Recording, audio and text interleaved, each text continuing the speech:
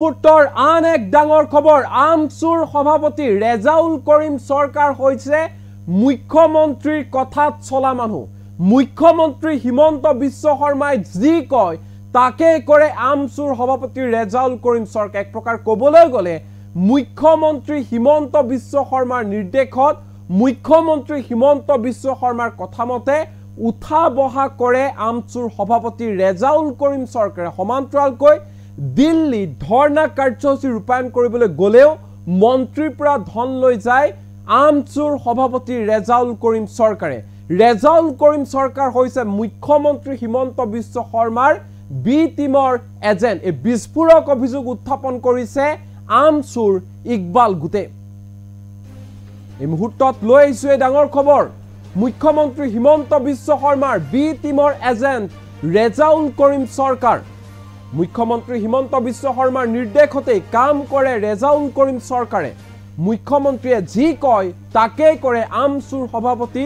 ৰেজাউল কৰিম সৰকাৰে মুখ্যমন্ত্ৰী হিমন্ত বিশ্ব শৰ্মাৰ কথামতে উঠা বহা কৰে ৰেজাউল কৰিম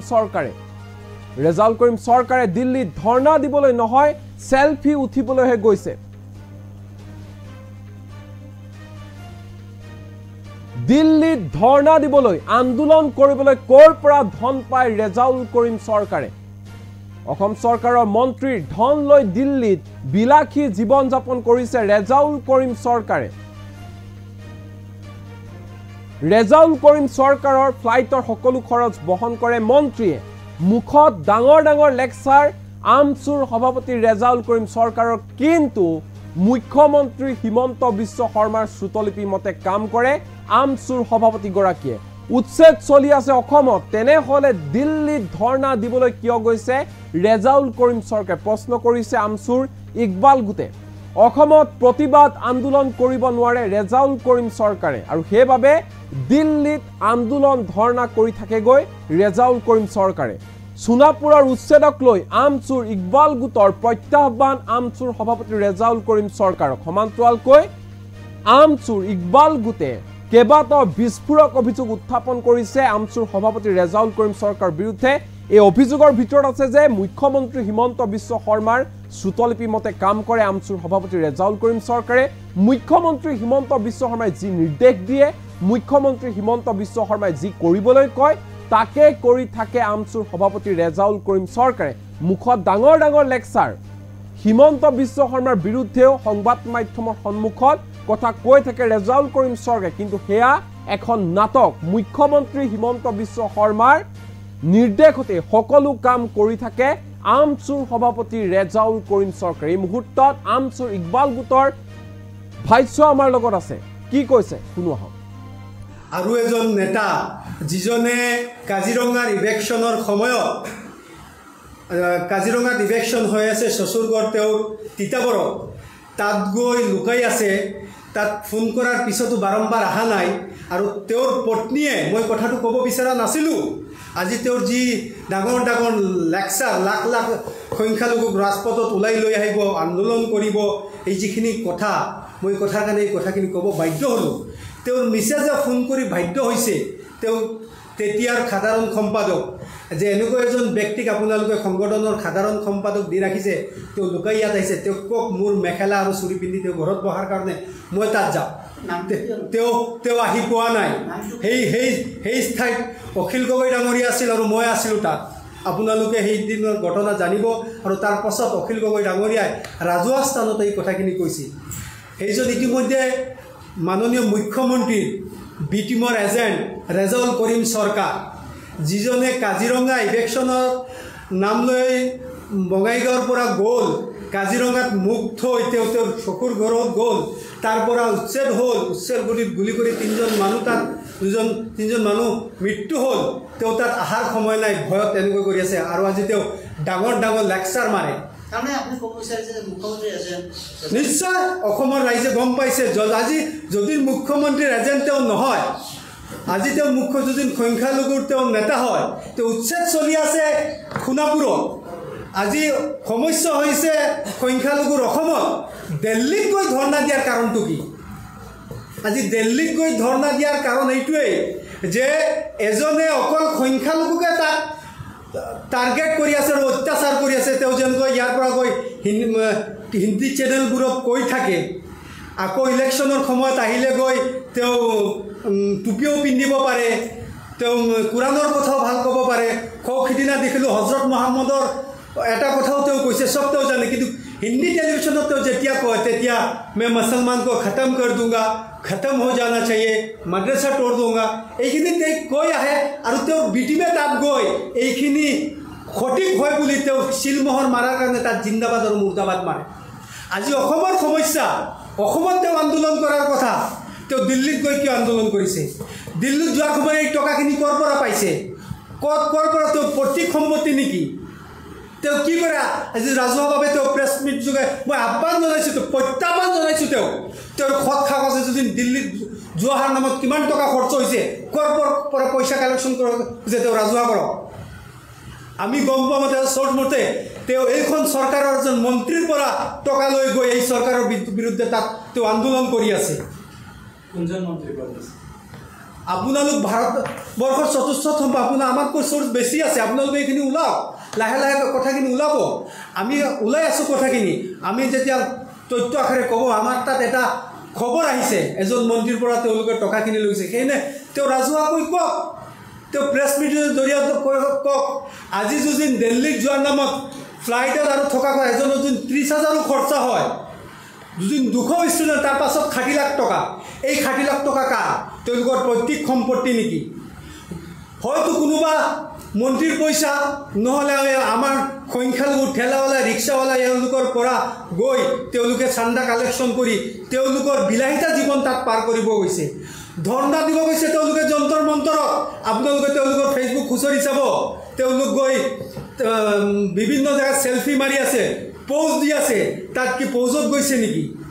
আজি যদি সংখ্যালঘুত তেওঁলোকে দুখ দৰত লৈ গ'লেহেঁতেন,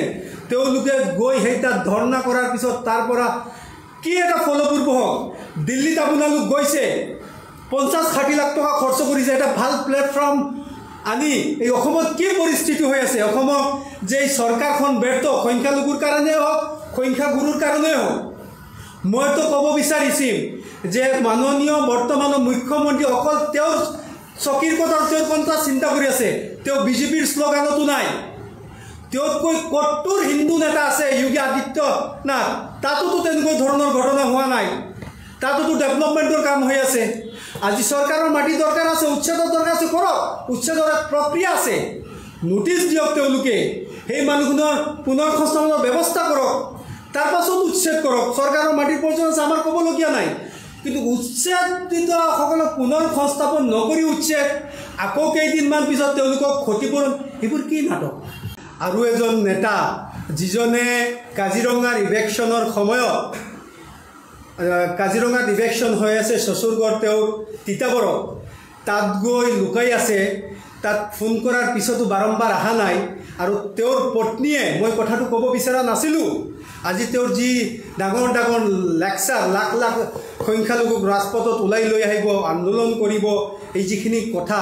মই কথাৰ কাৰণে এই কথাখিনি ক'ব বাধ্য হ'লোঁ। তেওঁৰ মিছেজে ফোন কৰি বাধ্য হৈছে তেওঁ তেতিয়াৰ সাধাৰণ সম্পাদক, যে এনেকুৱা এজন ব্যক্তিক আপোনালোকে সংগঠনৰ সাধাৰণ সম্পাদক দি ৰাখিছে, তেওঁ লুকাই ইয়াত আহিছে, তেওঁক কওক মোৰ মেখেলা আৰু চুৰি পিন্ধি তেওঁ ঘৰত বহাৰ কাৰণে মই তাত যাওঁ। তেওঁ আহি পোৱা নাই। সেই ঠাইত অখিল গগৈ ডাঙৰীয়া আছিল আৰু মই আছিলোঁ তাত। আপোনালোকে সেইদিনৰ ঘটনা জানিব। আৰু তাৰ পাছত অখিল গগৈ ডাঙৰীয়াই ৰাজহুৱা স্থানত এই কথাখিনি কৈছিল। সেইজন ইতিমধ্যে মাননীয় মুখ্যমন্ত্ৰীৰ বি টিমৰ এজেণ্ট ৰেজাউল কৰিম চৰকাৰ, যিজনে কাজিৰঙা ইভেকশ্যনৰ নাম লৈ বঙাইগাঁৱৰ পৰা গ'ল, কাজিৰঙাত মুখ থৈ তেওঁ তেওঁৰ চকুৰ ঘৰত গ'ল, তাৰ পৰা উচ্ছেদ হ'ল, উচ্ছেদ গুলি কৰি তিনিজন মানুহ মৃত্যু হ'ল। তেওঁ তাত অহাৰ সময় নাই, ভয়ত তেনেকৈ কৰি আছে। আৰু আজি তেওঁ ডাঙৰ ডাঙৰ লেকচাৰ মাৰে। নিশ্চয় অসমৰ ৰাইজে গম পাইছে, আজি যদি মুখ্যমন্ত্ৰীৰ এজেণ্ট তেওঁ নহয়, আজি তেওঁ যদি সংখ্যালঘুৰ তেওঁ নেতা হয়, তেওঁ উচ্ছেদ চলি আছে সোণাপুৰত। আজি সমস্যা হৈছে সংখ্যালঘুৰ অসমত। দিল্লীত গৈ ধৰ্ণা দিয়াৰ কাৰণটো কি? আজি দিল্লীত গৈ ধৰ্ণা দিয়াৰ কাৰণ এইটোৱেই যে এজনে অকল সংখ্যালঘুকে তাক টাৰ্গেট কৰি আছে আৰু অত্যাচাৰ কৰি আছে তেওঁ যেনেকৈ ইয়াৰ পৰা গৈ হিন্দী চেনেলবোৰত কৈ থাকে আকৌ ইলেকশ্যনৰ সময়ত আহিলে গৈ তেওঁ টুপিও পিন্ধিব পাৰে তেওঁ কোৰাণৰ কথাও ভাল ক'ব পাৰে সিদিনা দেখিলোঁ হজৰত মহম্মদৰ এটা কথাও তেওঁ কৈছে চব তেওঁ জানে কিন্তু हिंदी टेलीविजन तो जतिया कहते त्या मैं मुसलमान को ख़त्म कर दूंगा ख़त्म हो जाना चाहिए मदरसा तोड़ दूंगा এইখিনি কৈ আহে আৰু তেওঁ বিটিমে তাত গৈ এইখিনি সঠিক হয় বুলি তেওঁ শিলমোহৰ মাৰাৰ কাৰণে তাত জিন্দাবাদ আৰু মুৰ্দাবাদ মাৰে আজি অসমৰ সমস্যা অসমত তেওঁ আন্দোলন কৰাৰ কথা তেওঁ দিল্লীত গৈ কিয় আন্দোলন কৰিছে দিল্লীত যোৱাৰ সময় এই টকাখিনি ক'ৰ পৰা পাইছে ক'ৰ পৰা তেওঁ প্ৰতীক সম্পত্তি নেকি তেওঁ কি কৰে আজি ৰাজহুৱাভাৱে তেওঁ প্ৰেছ মিট যোগে মই আহ্বান জনাইছোঁ তেওঁ প্ৰত্যাহ্বান জনাইছোঁ তেওঁৰ খত কাগজে যদি দিল্লীত যোৱাৰ নামত কিমান টকা খৰচ হৈছে ক'ৰ পৰা পইচা কালেকশ্যন কৰক যে তেওঁ ৰাজহুৱা কৰক আমি গম পোৱা মতে চৰ্ট মতে তেওঁ এইখন চৰকাৰৰ এজন মন্ত্ৰীৰ পৰা টকা লৈ গৈ এই চৰকাৰৰ বিৰুদ্ধে তাত তেওঁ আন্দোলন কৰি আছে কোনজন মন্ত্ৰী কৰিছে আপোনালোক ভাৰতবৰ্ষৰ চতুৰ্থ আপোনাৰ আমাতকৈ চ'ৰ্চ বেছি আছে আপোনালোকে এইখিনি ওলাওক লাহে লাহে কথাখিনি ওলাব আমি ওলাই আছোঁ কথাখিনি আমি যেতিয়া তথ্য আকাৰে ক'ব আমাৰ তাত এটা খবৰ আহিছে এজন মন্ত্ৰীৰ পৰা তেওঁলোকে টকাখিনি লৈছে সেইনে তেওঁ ৰাজহুৱাকৈ কওক তেওঁ প্ৰেছ মিটৰ জৰিয়তে কওক আজি যদি দিল্লীত যোৱাৰ নামত ফ্লাইটত আৰু থকা এজনৰ যদি 30,000 খৰচা হয় যদি 200 ষ্টুডেণ্ট তাৰ পাছত 60 লাখ টকা এই 60 লাখ টকা কাৰ তেওঁলোকৰ প্ৰত্যেক সম্পত্তি নেকি হয়তো কোনোবা মন্ত্ৰীৰ পইচা নহ'লে আমাৰ সংখ্যালঘু ঠেলাৱালা ৰিক্সাৱালা এওঁলোকৰ পৰা গৈ তেওঁলোকে চান্দা কালেকশ্যন কৰি তেওঁলোকৰ বিলাসিতা জীৱন তাত পাৰ কৰিব গৈছে ধৰ্ণা দিব গৈছে তেওঁলোকে যন্তৰ মন্তৰত আপোনালোকে তেওঁলোকৰ ফেচবুক খুচৰি চাব তেওঁলোক গৈ বিভিন্ন জেগাত চেলফি মাৰি আছে প'জ দি আছে তাত কি প'জত গৈছে নেকি আজি যদি সংখ্যালঘু তেওঁলোকে দুখ দৰত লৈ গ'লেহেঁতেন তেওঁলোকে গৈ সেই তাত ধৰ্ণা কৰাৰ পিছত তাৰ পৰা কি এটা ফলপ্ৰসূ হওক দিল্লীত আপোনালোক গৈছে 50-60 লাখ টকা খৰচ কৰিছে এটা ভাল প্লেটফৰ্ম আনি এই অসমত কি পৰিস্থিতি হৈ আছে অসমত যে এই চৰকাৰখন ব্যৰ্থ সংখ্যালঘুৰ কাৰণে হওক সংখ্যাগুৰুৰ কাৰণে হওক মইতো ক'ব বিচাৰিছিল যে মাননীয় বৰ্তমানৰ মুখ্যমন্ত্ৰী অকল তেওঁৰ চকীৰ কথা তেওঁ কোনটা চিন্তা কৰি আছে তেওঁ বিজেপিৰ শ্লোগানতো নাই তেওঁতকৈ কট্টৰ হিন্দু নেতা আছে যোগী আদিত্যনাথ তাতোতো তেনেকুৱা ধৰণৰ ঘটনা হোৱা নাই তাতোতো ডেভেলপমেণ্টৰ কাম হৈ আছে আজি চৰকাৰৰ মাটি দৰকাৰ আছে উচ্ছেদৰ দৰকাৰ আছে কৰক উচ্ছেদৰ প্ৰক্ৰিয়া আছে নোটিছ দিয়ক তেওঁলোকে সেই মানুহজনৰ পুনৰ সংস্থাপনৰ ব্যৱস্থা কৰক তাৰ পাছত উচ্ছেদ কৰক চৰকাৰৰ মাটিৰ প্ৰয়োজন আছে আমাৰ ক'বলগীয়া নাই কিন্তু উচ্ছেদিতসকলক পুনৰ সংস্থাপন নকৰি উচ্ছেদ আকৌ কেইদিনমান পিছত তেওঁলোকক ক্ষতিপূৰণ এইবোৰ কি নাটক আৰু এজন নেতা যিজনে কাজিৰঙাৰ ইভেকশ্যনৰ সময়ত কাজিৰঙাত ইভেকশ্যন হৈ আছে চচুৰগড় তেওঁৰ তিতাবৰত তাত গৈ লুকাই আছে তাত ফোন কৰাৰ পিছতো বাৰম্বাৰ অহা নাই আৰু তেওঁৰ পত্নীয়ে মই কথাটো ক'ব বিচৰা নাছিলোঁ আজি তেওঁৰ যি ডাঙৰ ডাঙৰ লেকচাৰ লাখ লাখ সংখ্যালঘুক ৰাজপথত ওলাই লৈ আহিব আন্দোলন কৰিব এই যিখিনি কথা মই কথাৰ কাৰণে এই কথাখিনি ক'ব বাধ্য হ'লোঁ তেওঁৰ মিছেজে ফোন কৰি বাধ্য হৈছে তেওঁ তেতিয়াৰ সাধাৰণ সম্পাদক যে এনেকুৱা এজন ব্যক্তিক আপোনালোকে সংগঠনৰ সাধাৰণ সম্পাদক দি ৰাখিছে তেওঁ লুকাই ইয়াত আহিছে তেওঁক কওক মোৰ মেখেলা আৰু চুৰি পিন্ধি তেওঁ ঘৰত বহাৰ কাৰণে মই তাত যাওঁ তেওঁ আহি পোৱা নাই সেই ঠাইত অখিল গগৈ ডাঙৰীয়া আছিল আৰু মই আছিলোঁ তাত আপোনালোকে সেই দিনৰ ঘটনা জানিব আৰু তাৰ পাছত